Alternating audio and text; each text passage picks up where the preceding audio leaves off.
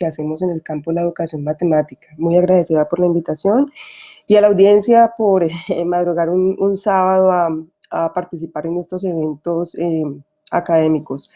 Eh, Quisiera empezar contando un poco qué es lo que, digamos, cómo voy a estructurar mi presentación, un poco qué es lo que sabemos en el campo sobre enseñanza de las matemáticas en esto que se ha denominado contextos marginales y cómo surge el problema de la diversidad y todo el discurso de la diversidad en el campo en los últimos años.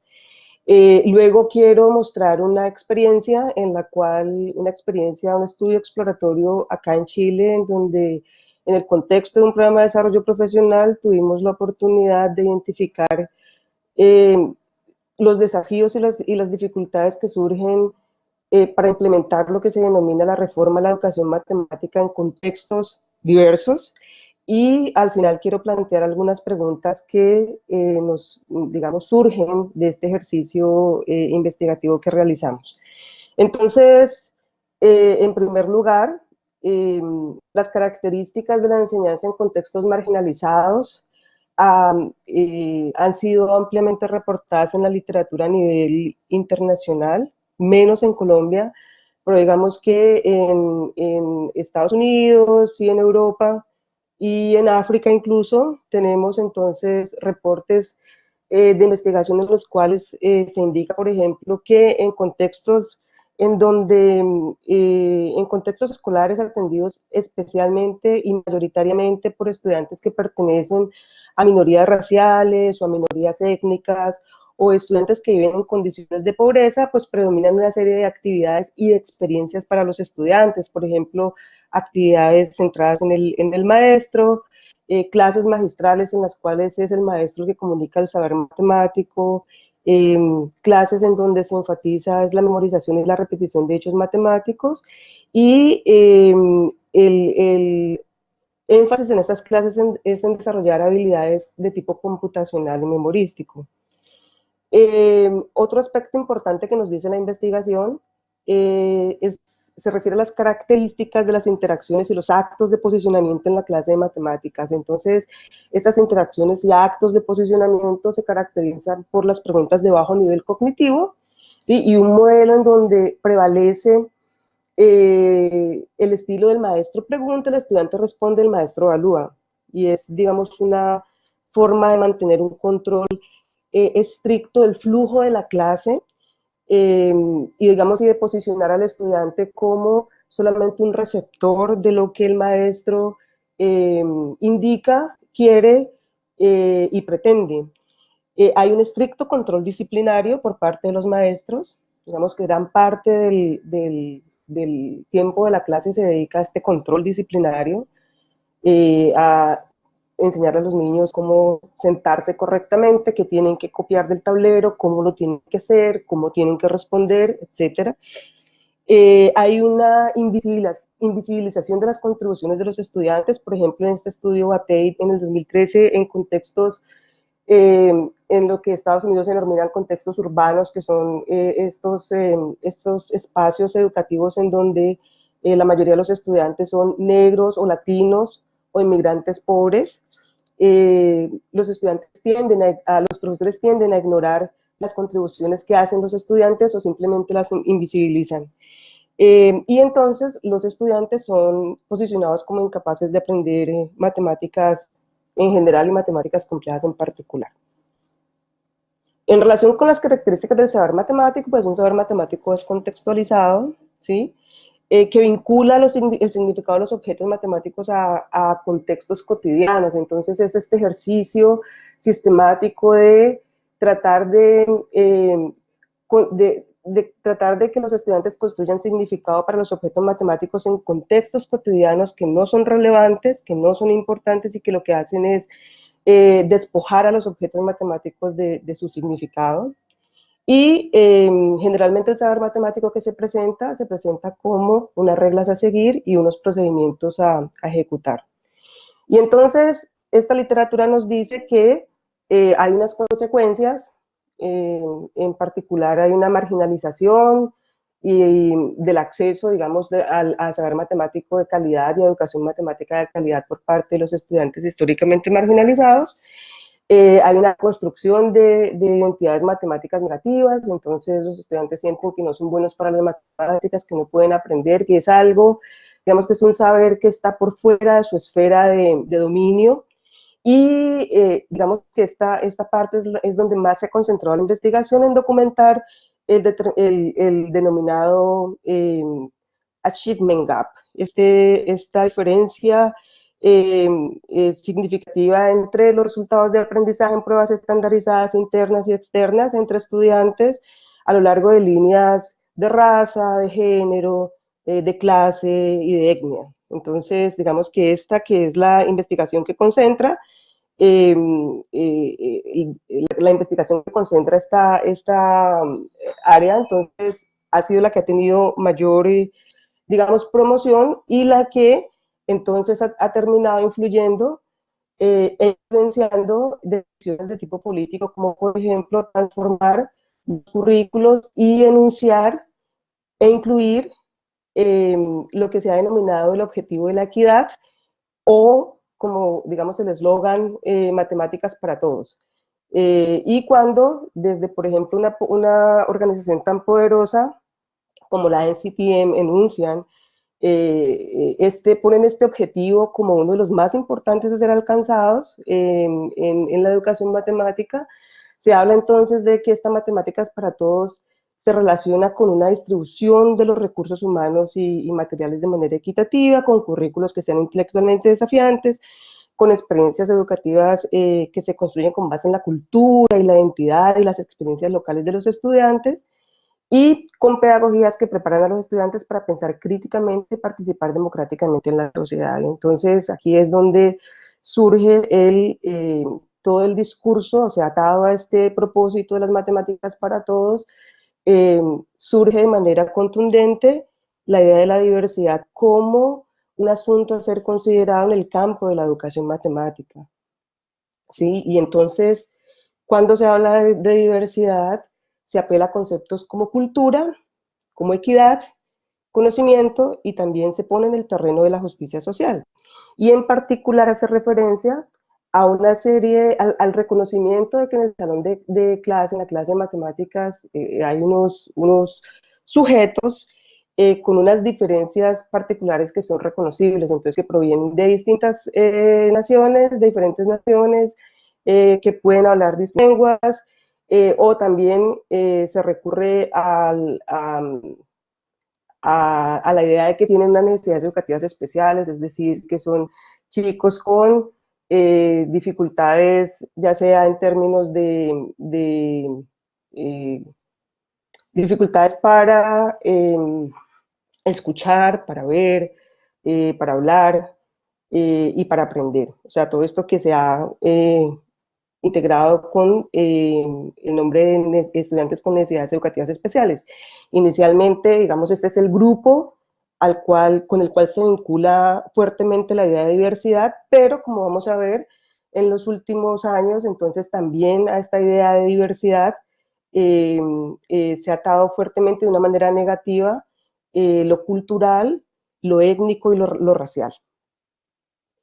Entonces, desde la política y la investigación educativa en el campo, un aspecto fundamental ha sido que para responder al problema, digamos, al problema, entre comillas, de la diversidad, pues es necesario diseñar e implementar procesos de formación de maestros que permitan, por ejemplo, eh, la aparición y la implementación, el diseño y la implementación de prácticas inclusivas o integradoras que doten a los maestros de un conocimiento cultural, además de los elementos que generalmente se ponen en acto en un programa de desarrollo profesional, como son formar a los maestros en las matemáticas, es decir, proporcionarles experiencias que les permitan adquirir un conocimiento matemático más robusto y un conocimiento didáctico más robusto, ¿sí? Además del conocimiento sobre los estudiantes. Entonces, como que el llamado desde la política y la investigación ha sido encontrar otras formas de formar a los maestros. Entonces, Gran parte de los esfuerzos que se han realizado han sido justamente, y digamos, ustedes pueden encontrar una literatura abundante y diversa, abundante sobre programas de formación de maestros, sobre el diseño, la evaluación, la implementación de programas de formación de maestros, e incluso encontramos estos metaestudios en los cuales se identifican las principales características de lo que debería tener un programa de desarrollo profesional exitoso. Entonces, así como eh, también, digamos, paralela a esta línea de investigación, también encontramos estudios que nos indican que después de muchos años, ¿sí? Del financiamiento de este tipo de investigación y este tipo de programas, pues los esfuerzos por transformar estas prácticas, ¿sí? En contextos, sobre todo en contextos marginales, han sido infructuosos, ¿sí? Y tanto las prácticas que describí anteriormente, como las interacciones, como estos actos de posicionamiento, siguen predominando en contextos marginalizados. Entonces, eh, desde el año 2012, aquí en Chile, ha habido un cambio curricular en matemáticas, pues a nivel general y en matemáticas en particular, y entonces eh, se ha promovido, digamos, el diseño y la implementación de distintos programas de desarrollo profesional para implementar, digamos, la reforma en la educación matemática. Eh, aunque en Chile en los últimos años se ha hecho una inversión muy grande en educación y se han mejorado las condiciones de acceso al sistema educativo, ¿sí? Y de financiación del sistema educativo, el problema de la equidad sigue siendo un problema enorme y persistente, sistemático en el país. Entonces, fundamentalmente encontramos unas diferencias abismales entre, por ejemplo, el desempeño de los estudiantes en pruebas estandarizadas externas e internas, entre los chicos de sectores marginalizados en comparación con los chicos, digamos, eh, que tienen buenas condiciones económicas. O sea, en términos de clase hay un abismo, hay un abismo enorme, igual en términos de clase, en términos de género. Ahora con la ola migratoria que hay en Chile, pues estamos también empezando a encontrar, digamos, diferencias significativas entre estudiantes chilenos y estudiantes peruanos, estudiantes inmigrantes en general. Entonces, una apuesta es que desde los programas de desarrollo profesional es posible entonces contribuir a cerrar estas brechas. Y en este sentido, desde el CIA y la Universidad de Chile se han estado implementando una serie de programas de desarrollo profesional como este, que se denomina Activando la Resolución de Problemas en el Aula, ARPA, y que pues pretende o su objetivo es transformar esas prácticas de enseñanza. Entonces es un programa de desarrollo profesional a largo plazo, es de carácter colectivo, eh, se centra en desarrollar la habilidad para resolver problemas matemáticos no rutinarios, y entonces en este programa de desarrollo profesional los profesores asisten a unas sesiones en donde ellos mismos resuelven problemas no rutinarios y aprenden a implementar un modelo, ¿sí? Que propone la iniciativa, que consiste en que es un modelo en donde se propone la entrega, la activación, la consolidación de la discusión como momentos de la clase. Se modela, digamos, la entrega, se modela la clase de matemáticas de esta manera. Entonces, los estudiantes trabajan en grupo, trabajan en un problema, discuten el problema. Si el problema es demasiado difícil para ellos, entonces se les da una simplificación del problema, y se espera que esa simplificación los traiga de nuevo al problema original para que pueda ser resuelto. Si los estudiantes resuelven el problema original, se les da una extensión, que es digamos, eh, en términos matemáticos es un nivel más alto en relación con el problema original, y luego entonces hay un espacio para, eh, digamos, la plenaria en la cual se discuten los procedimientos, las alternativas, etcétera. Entonces, los maestros que ingresan a este programa de desarrollo profesional aprenden durante todo el año lectivo a implementar esta propuesta.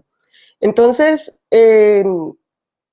cuando se inició el programa en el 2015, encontramos que en contextos, sobre todo aquí en Chile hay un sistema que es mixto, es subvencionado y también municipal, El subvencionado es aquel que en Colombia decimos que es el financiado por el Estado, pero está a cargo de instituciones, organizaciones privadas, y el municipal, que es el que maneja directamente el gobierno. Entonces, en las instituciones municipales, que es donde mayoritariamente asisten chicos muy pobres y últimamente niños inmigrantes, eh, no había ningún tipo de transformación en las prácticas de los profesores, o sea, las clases seguían siendo, eh, digamos, las clases tradicionales, entre comillas, y decidimos entonces ahondar en lo que estaba sucediendo en estas instituciones. Entonces hicimos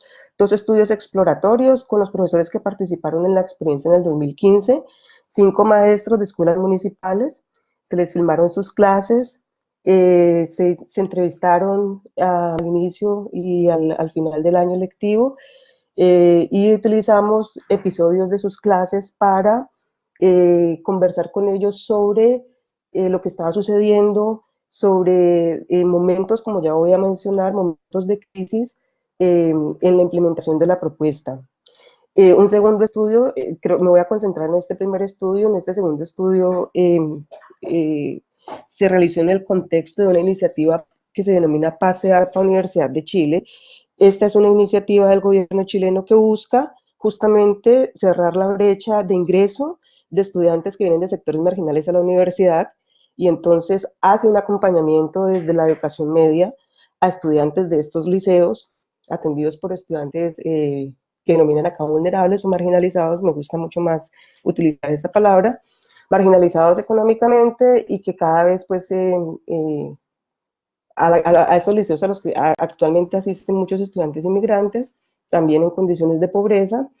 Entonces hacen un acompañamiento desde la media para que estos muchachos puedan ingresar a las universidades públicas y privadas, y pues no tienen que pagar ningún tipo de semestre ni nada de esto, sino que ingresan directamente sin pasar por el examen de Estado, que acá se denomina la PSU, y les hacen además pues un acompañamiento durante los primeros semestres de la carrera para que no, no deserten. Entonces, con digamos, en este segundo estudio exploratorio, acompañamos a un maestro también durante un año lectivo para conocer, digamos, las experiencias enseñando matemáticas y tratando de implementar la estrategia ARPA en sus clases. Entonces, escogimos, como dije antes, unos momentos de crisis, ¿sí?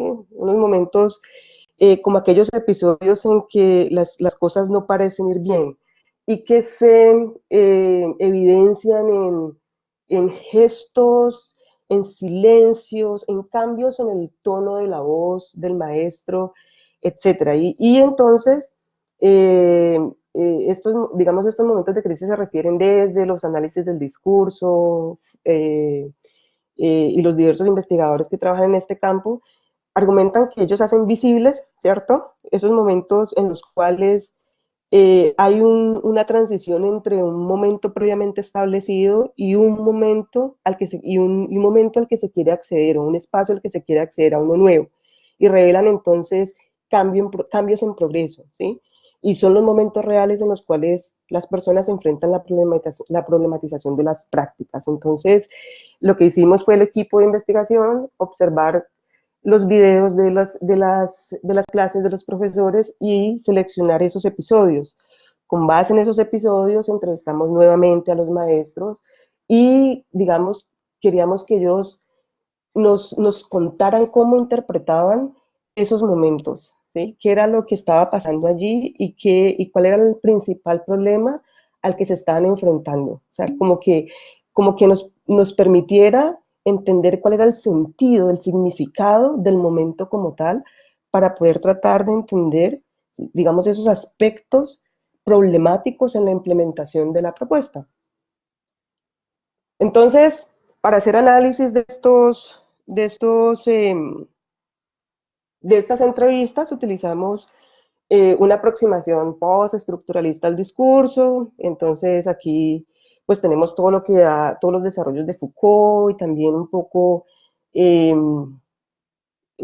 cruzados con el trabajo de los estudios culturales de Hall, Entonces entendemos pues el discurso como esa red de enunciaciones y creo que lo más importante acá es que eh, tal y como nosotros hicimos la aproximación a la narrativa de los profesores, pues queríamos entender de qué manera es que circulaban aspectos de poder en sus construcciones y de qué manera también en esa construcción de significado sobre esos episodios habían procesos de construcción de representación, o sea, qué prácticas representacionales y qué actos de posicionamiento se daban en esas construcciones narrativas.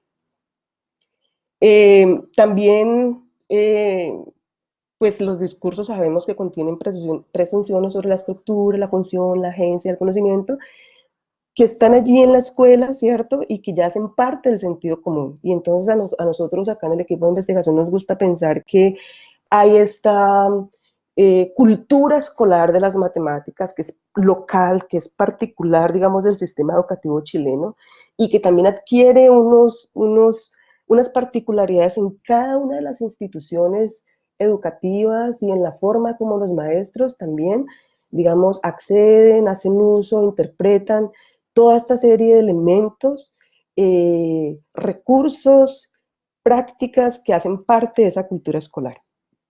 Entonces, digamos que cuando hablamos de ese sentido común, nos estamos refiriendo justamente a la forma como se normalizan ciertos discursos, ciertas actitudes en la institución escolar. Y particularmente pues durante los actos de comunicación y transmisión del saber matemático. Entonces, siendo pues coherentes con la propuesta anterior, hicimos un análisis postestructural del discurso que apunta a identificar cuáles son los elementos culturales y los múltiples significados de los textos sociales. Entonces aquí, pues en particular, el discurso oral, el lenguaje oral y lo que los profesores cuentan y narran, se entiende como un texto, pero también entendemos que los textos pueden ser otro tipo de artefactos, como fotografías, como la organización de un salón, en tanto que son sujetos de ser leídos, es posible leerlos. ¿Sí? Entonces, como que está un elemento semiótico, pero bueno, digamos que no voy a entrar como en esa discusión ahorita. Pero digamos que nos centramos en la forma en la cual los profesores eh, construyen significados sobre esos episodios y sobre esos momentos de crisis para entender esos procesos digamos que dificultan la implementación de la reforma mm, matemáticas en la escuela. Un elemento también muy importante es que no, digamos, no queríamos y no nos interesaba establecer la veracidad de los significados, sino como las condiciones que hacían posible la existencia de significados particulares en las narrativas de los maestros, y estábamos muy interesados también en revelar las posiciones ideológicas, los discursos ideológicos que emergían en esas construcciones discursivas de los maestros. En relación con los resultados, pues encontramos que los momentos de crisis se refieren esencialmente a digamos, tres temas muy grandes. Uno tiene que ver con los estudiantes, con las prácticas mismas y con la escuela como tal, es decir, las construcciones que los maestros construían estaban relacionados con estos temas en particular.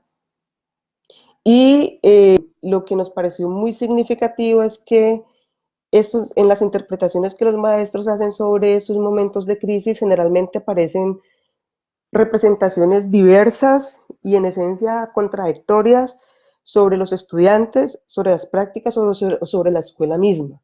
¿Sí? Es decir, en la explicación de esos momentos de crisis y en la explicación de los momentos, digamos, en los cuales la implementación de un elemento de la iniciativa entra en crisis, lo que emerge en los discursos son una serie de representaciones sobre quiénes son los estudiantes, ¿sí? Sobre cuál es el papel de la escuela, incluso sobre cuál es el papel de los maestros, ¿sí? Que se mueven en distintos ámbitos, ¿sí? Y que los profesores tratan de conciliar, pero que al menos en el momento en el cual nosotros realizamos este estudio, no estaban todavía, no se consolidan, ¿sí? No se consolidan, sino que emergen de manera contradictoria del profesor o los maestros no saben cómo resolver esta serie digamos, de conflicto. Entonces, por ejemplo, voy a presentar los resultados en relación con una de las maestras, que es Julia, y Julia, como ya lo dije anteriormente, enseña tercero de primaria, tercero de la básica, en una escuela eh, municipal. Tenía en el momento del estudio 20 estudiantes, de los cuales 14 eran niños inmigrantes y entre ellos un número significativo de esos 14, 8 eh, eran estudiantes negros, peruanos y colombianos, ¿sí? Entonces, en las narrativas como en el texto que presento, emerge esta condición como una dificultad para implementar la propuesta.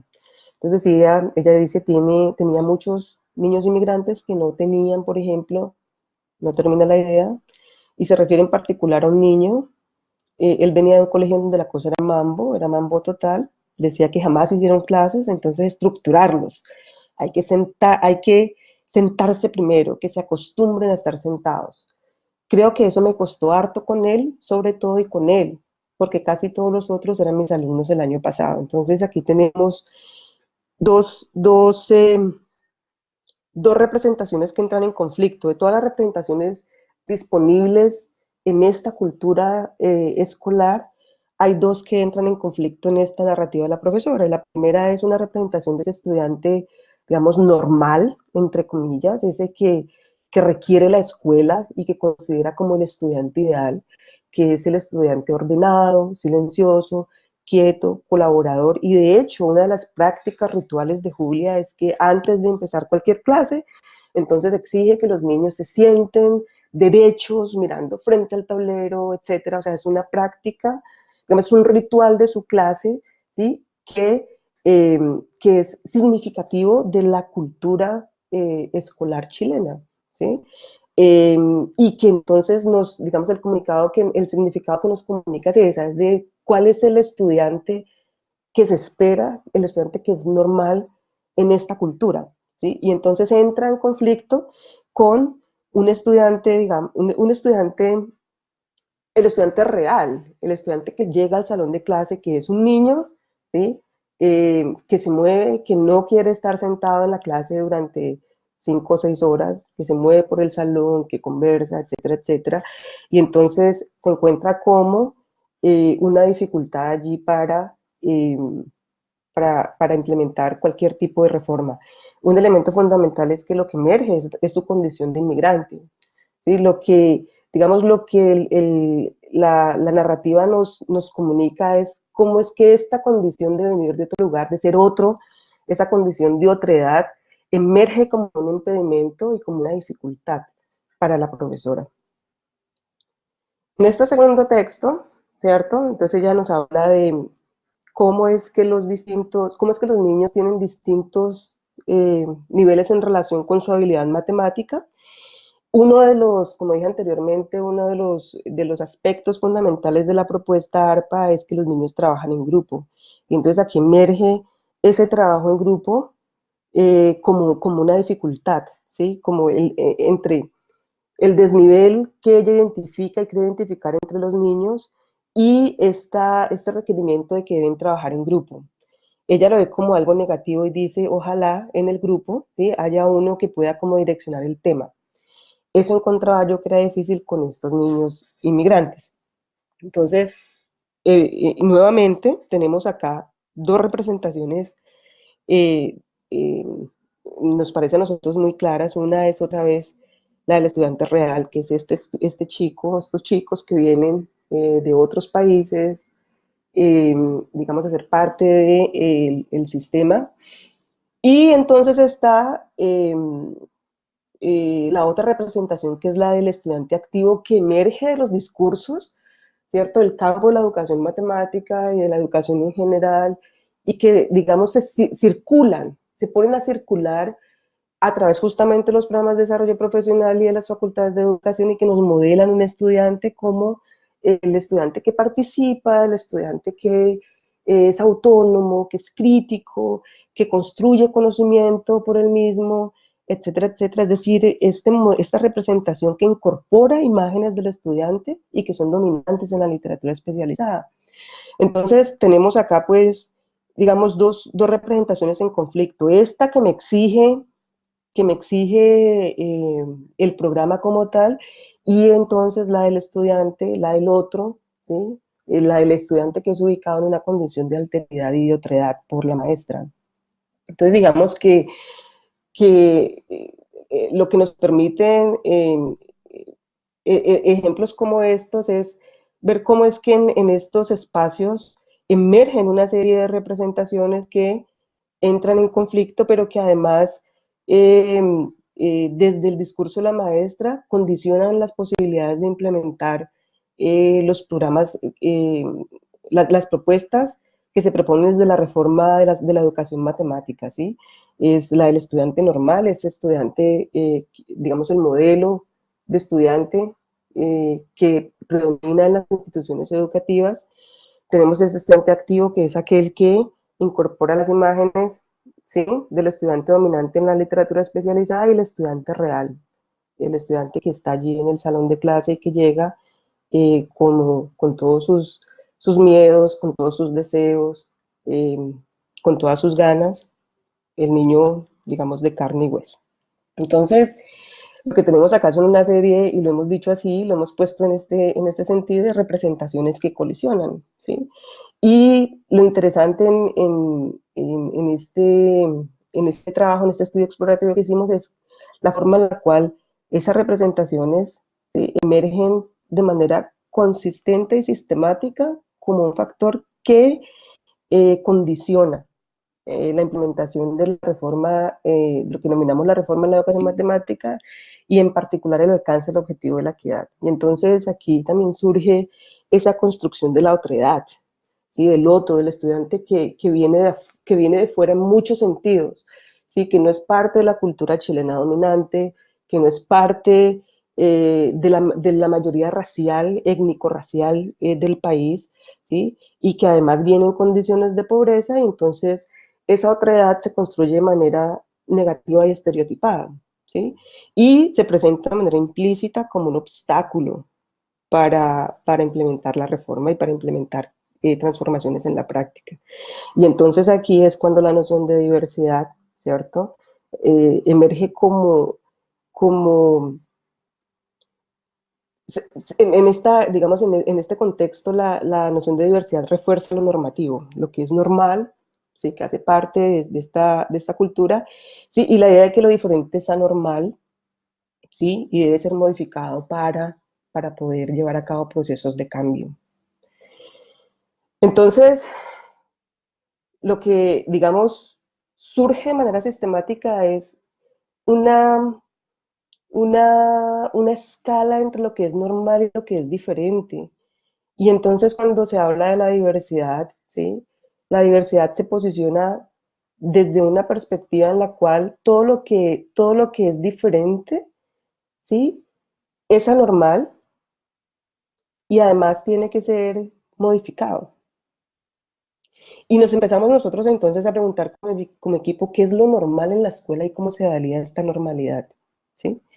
Y también nos preguntamos cuáles son esas valoraciones, porque es en términos de valoraciones, no de percepciones sociales y culturales, que permiten pensar a los estudiantes y clasificarlos como diferentes en la clase de matemáticas, ¿sí? De qué manera es que, por ejemplo, un estudiante que vive en condiciones de pobreza es pensado como un sujeto incapaz de aprender matemáticas. O sea, ¿cuáles son esa serie de valoraciones, ¿sí?, que permiten posicionar a ese estudiante de una manera anormal y particular y en necesidad de ser intervenido? Entonces, pensamos nosotros que lo que hay que problematizar es justamente esa idea de diversidad, y entonces estamos de acuerdo con Matus y Rojas en lo que es ser objeto de atención, es ese sistema normativo, ¿sí?, a partir del cual se evalúa que el hecho de ser cierto tipo de persona, ¿sí? Es un problema. O sea, el hecho de ser negro, o ser mujer, o ser pobre, o ser lesbiana, o tener una discapacidad auditiva o visual, ¿sí? Convierte a este estudiante en un problema y en necesidad de tener un currículo diferente, una intervención distinta, ¿sí? Tener una serie de condiciones especiales y particulares para aprender, para poder aprender. Entonces, lo que, digamos, en este sentido, lo que pensamos que hay que problematizar es no es al estudiante, ni digamos, ni las condiciones, sino el sistema a través del cual se hacen una serie de juicios sobre los estudiantes y que configuran las posibilidades de aprendizaje de las matemáticas. Y entonces también, digamos, es importante problematizar esta noción de diversidad en la perspectiva de la formación de los maestros de matemáticas, ¿sí? Y entonces las preguntas que nos hacemos y las preguntas que pensamos que es importante responder, ¿cierto? Es de qué manera con los profesores nos cuestionamos ese sistema normativo desde el cual, desde la posición de poder y autoridad que el maestro tiene en su salón, ¿sí? Clasifica y aproxima a los estudiantes como problemáticos, ¿sí? O sea, ¿cómo hacemos visible con los maestros, ¿sí? eh, la forma como se han naturalizado los privilegios en la clase de matemáticas y cómo problematizamos también el problema de la homogeneidad en la clase de matemáticas. ¿Sí? De toda esta serie de elementos que hacen parte de la cultura, ¿sí?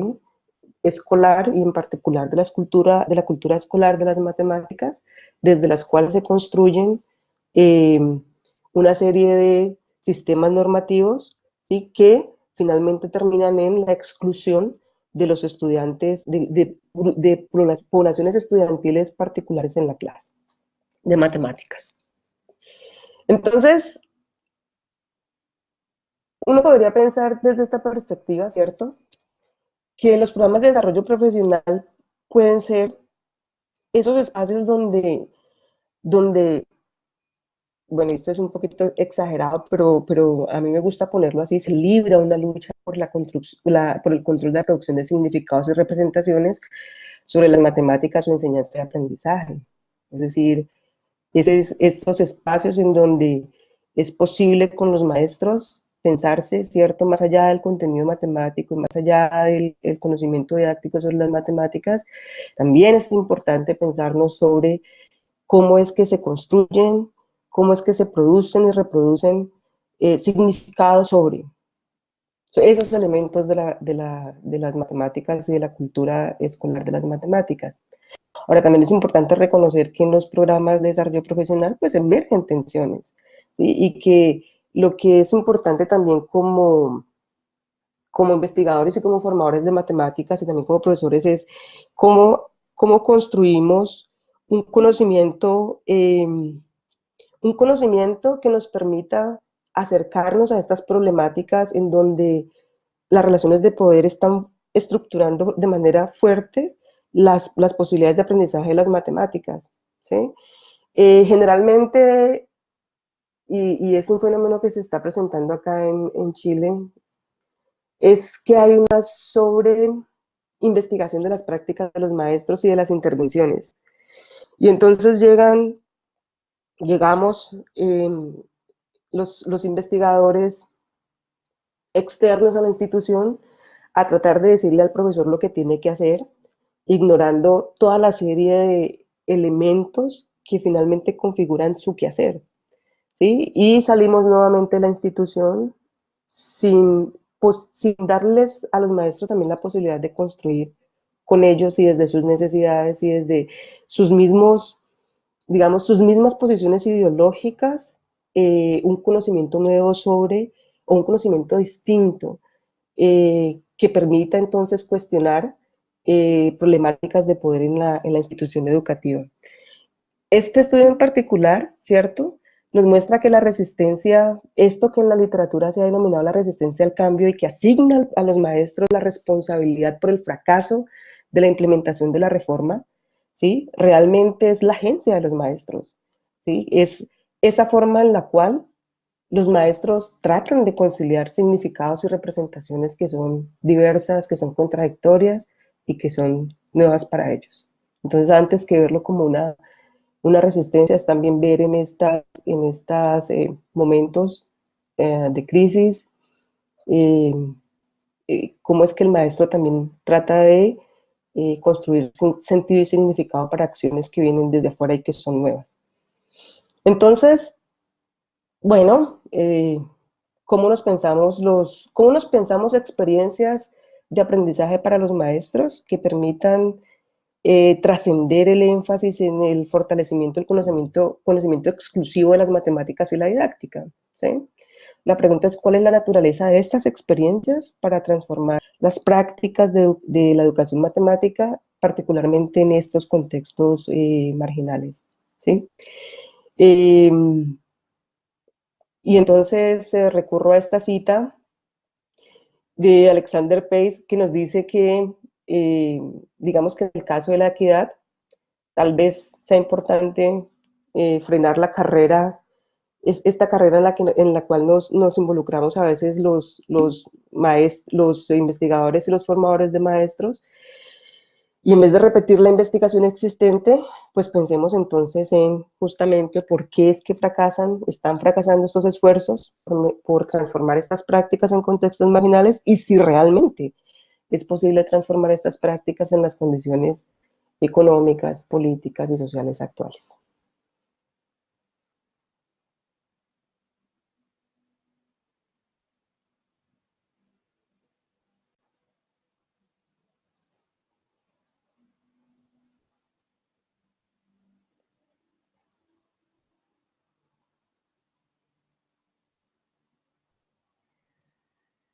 No sé si hay preguntas.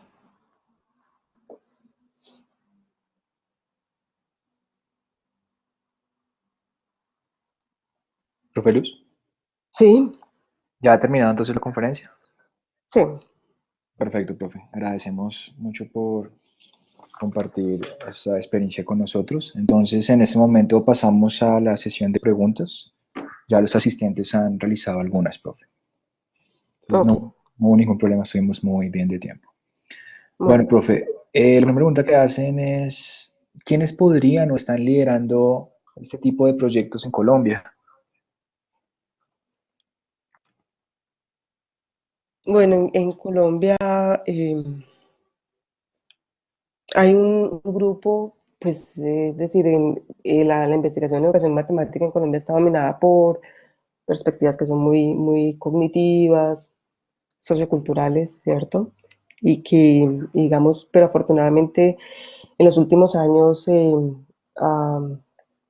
se ha abierto un espacio para eh, pensar la educación matemática y la formación de maestros desde perspectivas que son un poco más críticas. Entonces está la profesora Gloria García La en Universidad la Universidad Pedagógica de Pedagógica, Colombia. Sí, sí. está Francisco Camelo en la Distrital, Ujú.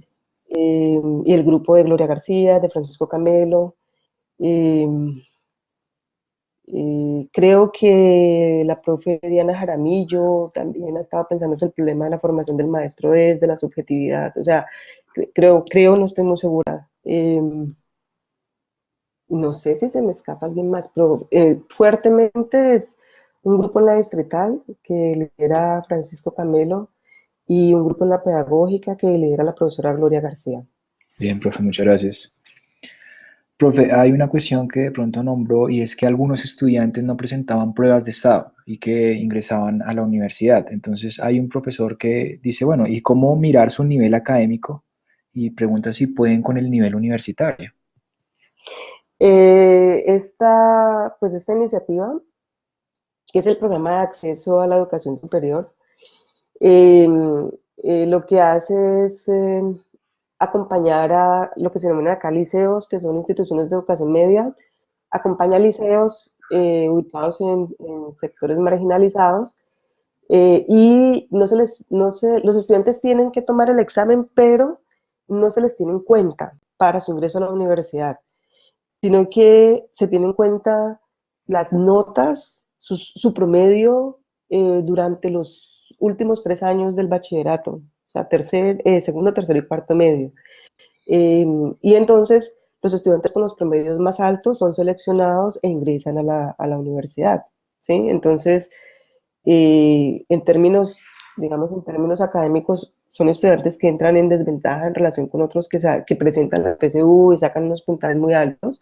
Entonces, por eso las universidades también realizan un proceso de acompañamiento de estos estudiantes para que no deserten. Entonces, hay eh, acompañamiento en términos del proyecto de vida, en términos de organización del tiempo, de técnicas de estudio, de fortalecimiento del conocimiento matemático, que pues las matemáticas también como ese dispositivo que permite el acceso no, digamos, a la educación superior, sigue siendo una dificultad en la universidad, entonces se les acompaña a los estudiantes también en ese, digamos, en ese proceso.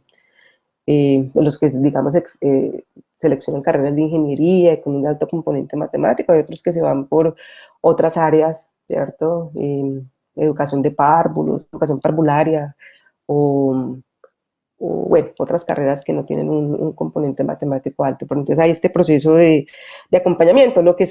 Justamente lo que se quiere es que el examen de salida, la PSU, el equivalente a las pruebas saber 11 no sea un obstáculo para que ellos ingresen. Y entonces lo que hay es un modelo distinto de ingreso de estos estudiantes a la universidad, un proceso distinto.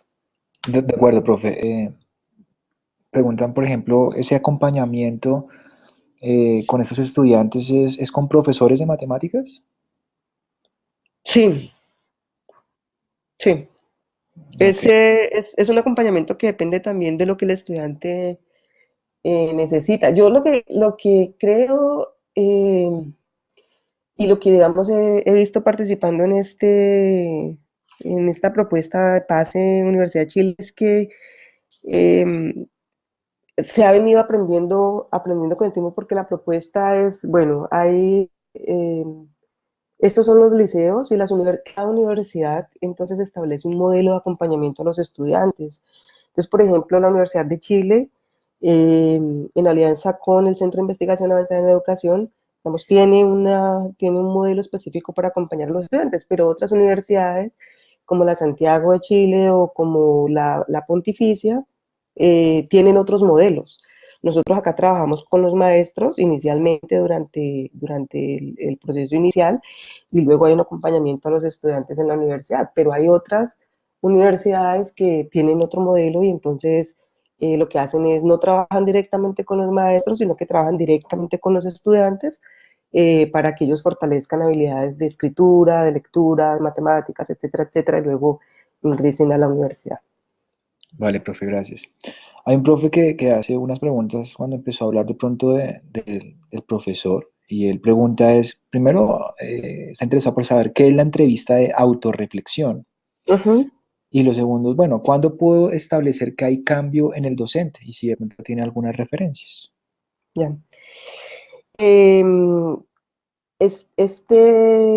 hemos tratado de, digamos, de mejorar esta forma de entrevistar a los maestros y digamos, a nosotros nos interesa mucho comprender a los maestros, es decir, como qué es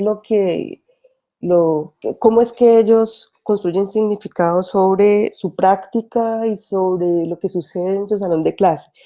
Entonces, eh, generalmente se filman sus sesiones de clase y luego en equipo nosotros observamos los videos y seleccionamos momentos que consideramos que son significativos con base en una serie de criterios y seleccionamos esos episodios de clase, ¿sí? Los volvemos episodio y volvemos al maestro y conversamos sobre eso con él. O sea, es más un ejercicio, digamos, sistemático de conversar con el maestro y que él que él interprete lo que pasa en un momento dado de su clase. ¿Sí? Entonces, digamos que son como dos niveles, un nivel en el cual nosotros tratamos de interpretar lo que pasa en la clase, que nos parece significativo con base en la pregunta que nos estamos haciendo, y luego incorporamos la interpretación del profesor. Y allí hay una especie como de co-construcción de los significados sobre la práctica del maestro. Y esta, digamos, es una técnica que hemos venido trabajando y sistematizando y, digamos, implementando en la investigación que estamos haciendo acá. Y entonces cuando hablamos de autorreflexión es eso, lo que nos ha permitido es, por ejemplo, identificar significados que son recurrentes de los maestros sobre su práctica, ¿sí? Y representaciones recurrentes en estos ejercicios, que además entonces nos permiten volver a los videos, hacer selecciones nuevas y volver a conversar con los maestros para entender lo que está pasando, las dificultades que tienen para implementar el cambio, la construcción que hacen sobre las nuevas propuestas para enseñar matemáticas, etcétera. Digamos que ese es como el modelo que estamos trabajando.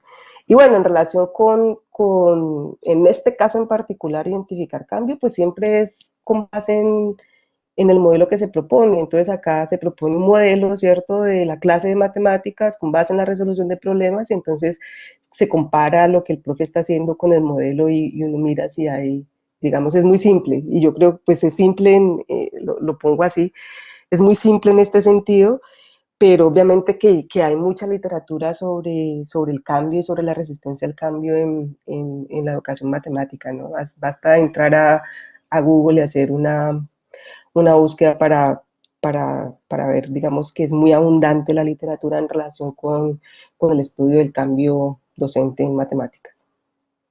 Listo, profe, muchas gracias. Tenemos un par de preguntas más.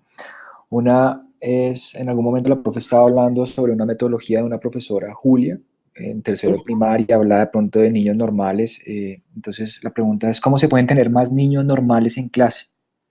Entonces, Sí. no, fíjense que normales iba entre comillas, ¿sí? Digamos, cuando yo hablé de niños normales, digamos, son estos discursos que construyen el niño en la institución escolar, o sea, que construye un niño particular, un aprendiz particular en la institución escolar. Y entonces es el niño que está callado, que no, que no interrumpe la clase, que se sienta derechito, que mira a la profesora, que es ordenado, etc. Es como este niño ideal. Ideal, pero en un sentido que, o sea, yo no estoy hablando de normalidad en un sentido positivo, ¿no? Digo que es o negativo, sino que es más como la representación de los estudiantes que es dominante, al menos acá en el sistema educativo chileno. O sea, hay una serie de características que los profesores, digamos, enuncian cuando hablan del estudiante para ellos ideal, el que se espera tener en el salón de clase, el que les permitiría, digamos, hacer un muy buen trabajo. Y esos son, digamos, los elementos que surgen, las imágenes y los mitos que surgen. Y que es el chico que solo pregunta, que todos están en silencio, y la profesora habla y solo él levanta la mano, y cuando quiere hablar levanta la mano, no interrumpe la clase, responde cuando la profe pregunta, está sentado en silencio, además está sentado de una manera particular, ¿sí? Y en determinada posición, etcétera, etcétera. No, ojalá no produzcamos niños normales. Al menos Listo, no, profe. al menos no normales en digamos, en esta cultura tal y como está ahorita.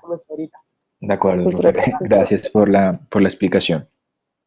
Profe, la última pregunta que realizan es una cuestión que dice lo siguiente. Dice, ¿el respeto a la diversidad va en contra de normas mínimas comportamentales que permitan el proceso de enseñanza y aprendizaje?